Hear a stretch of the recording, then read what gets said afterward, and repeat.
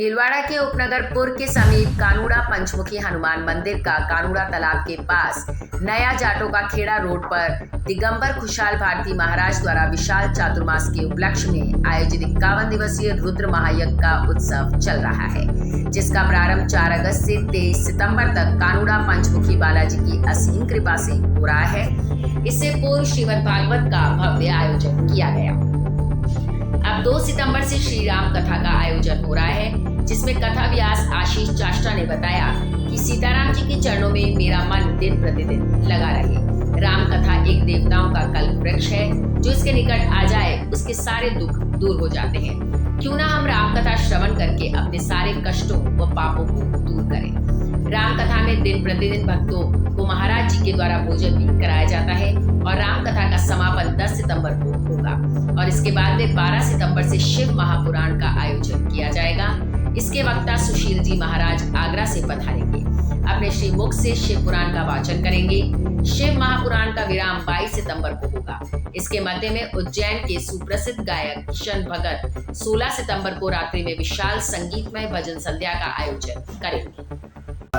51 दिवसीय महारुद्र इस भीलवाड़ा जिले में पहली बार हो रहा है। 23 तारीख को इसका पूर्ण हो जाएगा। उसके पश्चात कुछ 12 तारीख से शिवपुराण, जो 23 तारीख को शिवपुराण पूर्ण होगी। 22 तारीख को संतों का समागम रखा है, जो हिंदुस्तान के जितने भी नामचीन साधु, शंकराचार्य हो गए, मंडलेश्वर हो गए, सबका आवेदन और इसकी पूर्णाहुति पूर्ण रूप से। कौन कौन आ रहे हैं इस कार्यक्रम में? इस कार्यक्रम में सभी संतों का समागम है। जितने साधु हिंदुस्तान में है, जितनी पदाधिकारी हैं, निरंजनी अखाड़ा है, 7 अखाड़े के पदाधिकारी हो गए, महामंडलेश्वर हो गए, शंकराचार्य जी हो गए, इन सबका आना है। और जो राजनीतिक पार्टियों के, बीजेपी हुई या कांग्रेस हुई, जो भी पदाधिकारी हैं, सांसद हो गए, विधायक हो गए, इन सबका भी उस दिन 22 और 23 को दोनों को आना है। क्या कुछ विशेष रहने वाला है? सबसे बड़ा ये महारुद्र हो रहा है और इस महारुद्र में सभी आकर पूर्णाहुति लगाए। जो इस राजस्थान भूमि और इस मेवाड़ भूमि के भीलवाड़ा जिले के अंदर पहली बार 51 दिवसीय युग है, जो चतुर्मास के उपलक्ष्य पर रखा गया। चतुर्मास जो आदि अनादि सनातन करते आया है। चतुर्मास का सबसे बड़ा मतलब ये होता है कि ये जो नदी नाले होते हैं, वो माँ भगवती उस समय अपवित्र होती है। इस कारण से सन्यासी उसको पार नहीं करता है। इस कारण से वो एक जगह बैठकर अपना भजन करता है और चतुर्मास के जो नियम होते हैं उन नियमों की पालना करता है। उसी परंपरा के नियम को पालना करते हुए हम भी इसी परंपरा की नियम की पालना कर रहे हैं और उसी परंपरा के नियम अस्त 51 दिवसीय महायज्ञ और ये रामकथा और शिव पुराण का ये रेगुलर आयोजन चल रहा है। ये रुद्र महायज्ञ कितना कुंडी होगा? ये 1 कुंडी यज्ञ चल रहा है, चल रहा है, प्रतिदिन चल रहा है। किस उद्देश्य से? राष्ट्रीय चेतना, विश्व शांति के उपलक्ष्य पे ये महारुद्र यज्ञ चल रहा है और ये उपदेश लेकर इस यज्ञ की शुरुआत की गई थी और 30 दिन यज्ञ को हो चुके हैं। अब ये 23 तारीख को पूर्ण हो जाएगा। स्थान कैसे चयन किया? इस स्थान का चयन कैसे हुआ? जैसे स्थान बहुत सारे थे, बहुत 4-5 साल से भीलवाड़ा में आने की लोगों की सबकी थी, बापू एक बार चतुर्मास भीलवाड़ा हो। तो अचानक ही ये जो पूर्ण नगरी है, ये 9 नाथों की तपोस्थिति रही, इसीलिए इस भूमि को पवित्र माना गया। उसलिए तालाब का, हम लोगों को संन्यास को एक तालाब का किनारा चाहिए, कि जल का किनारा होना चाहिए। तब वहाँ गांव की बस्ती और नगर लोगों ने सपने के बापू ये स्थान आपके लिए उचित है, साधु का भजन करना है, कहीं भी भजन करना है, तो इसलिए उचित मानकर। और ये वैसे मेवाड़ भूमि है, मेवाड़ भूमि तो वैसी तपोभूमि है, यहाँ जहाँ बैठ जाए वहीं भजन कर सकते हैं। ओम नमो नारायण, जय श्री महाकाल। ध्येयं सदा परभवग्नमभीष्टदोहं तीर्थास्पदं शिवरञ्जनतहं शरण्यं प्रत्यार्थं प्रतपाल भवाब्धभूतं वंदे महापुरुषते चरणारविंदम। सर्वप्रथम हम यज्ञ में महात्मा को और संतों को प्रणाम करते हैं। यहाँ पर रुद्र महायज्ञ हो रही है 51 दिवसीय। यहाँ पे सभी महात्मा पधारे हुए हैं, सभी भक्तगण पधारे हुए हैं। इसका महत्व है, आप समझ रहे होंगे, यहाँ एक यज्ञ हो रही है। मुझे तो लगता है कि शायद भारत में 51 दिवसीय रुद्र महायज्ञ 1 हुई और या 2 हुई होंगी, शायद पूरे भारत में 51 दिवसीय रुद्र होती ही नहीं। यज्ञ होती है तो 11 दिन की होती है या 9 दिन की होती है। ये विशाल रुद्र महायज्ञ है जो संतों की कृपा से यहाँ हो रही है पुरगांव और भीलवाड़ा में। अब आप सोच रहे होंगे यज्ञ यहाँ पर एक नहीं हो रही है, यहाँ तीन प्रकार की यज्ञ हो रही है।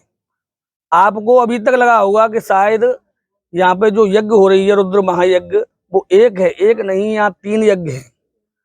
एक तो हवनात्मक यज्ञ होती है जिसको रुद्र यज्ञ कहते हैं, जिसमें हवन किया जाता है। हवन के माध्यम से देवताओं को आहुति दी जाती है, उसको उनका भोजन प्रदान किया जाता है, उसको बोलते हैं हवनात्मक यज्ञ। दूसरी होती है रामचरित्र ज्ञान यज्ञ, जो राम की कथा हो रही है, शिव जी की कथा हो रही है, जो भगवत कथा होती है, उनको ज्ञान यज्ञ कहा जाता है। ज्ञान के माध्यम से पूरे समाज को, एक सनातन धर्म को एक मार्ग बताया जाता है, वह भी यज्ञ मानी जाती है, उसको ज्ञान यज्ञ बोलते हैं। तीसरी यज्ञ यहाँ है संत समागम हरि कथा, जहाँ पे संतों का इकट्ठा समूह होता है।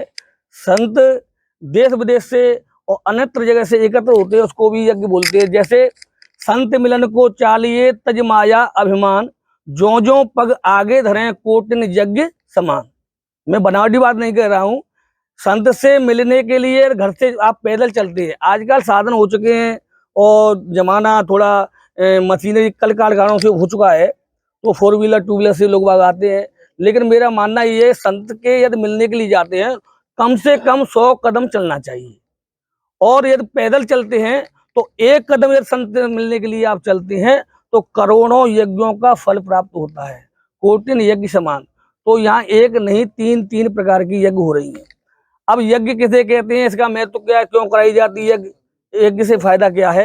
हाँ, तो हाँ जो भी जानकारी शॉर्ट में ठीक। तो यज्ञ जो है विश्व यज्ञस्य शिव, और शिव यज्ञ, शिव ही यज्ञ है, यज्ञ ही शिव है। कहते हैं शिवस्य यज्ञो शिवस्य यजमाना, और शिवस्य होता, जो आहुति देता है वह अंदर जाकर शिव बन जाता है, और जो यजमान बन करके हवन करता है वो भी शिव बन जाता है। इसकी ऐसी महत्व है।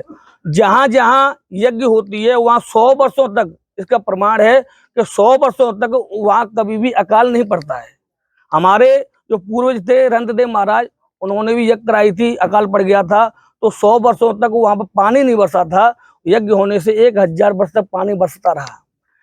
तो मेरा कहने का मतलब ये है, जिस भूमि पर जो यज्ञ होती है वहां पर सब देवता प्रसन्न रहते हैं और धन की और वृद्धि करते हैं, बरसात करते हैं, जिससे पूरा वातावरण और जलमय हो जाता है और एक समाज को दिशा मिलती है।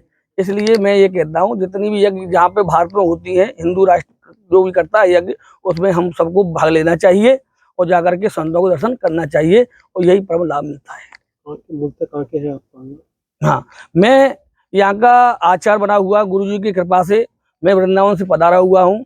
मेरे द्वारा 11 ब्राह्मणों के द्वारा एक 51 दिवसीय रुद्र महायज्ञ का आयोजन हो रहा है, और साथ में ही श्री राम कथा चल रही है।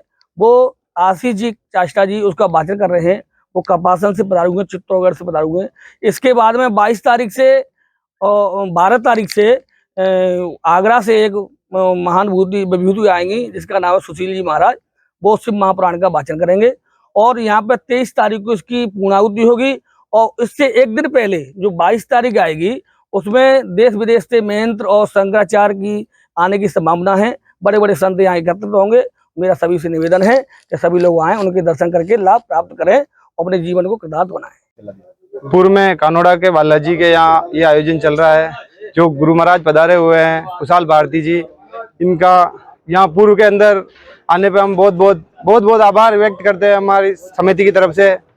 जो भी समिति की तरफ से कोई कान कसर नहीं छोड़ेंगे। हम पूरे पूर्ववासी पूरे तन मन धन से गुरुदेव की सेवा में लगे हुए हैं। सभी भाई लोगों से निवेदन है कि वो भी आवें और गुरुदेव के दर्शन पावे, और इस उपलक्ष्य में सब ज़्यादा से ज़्यादा पधारें।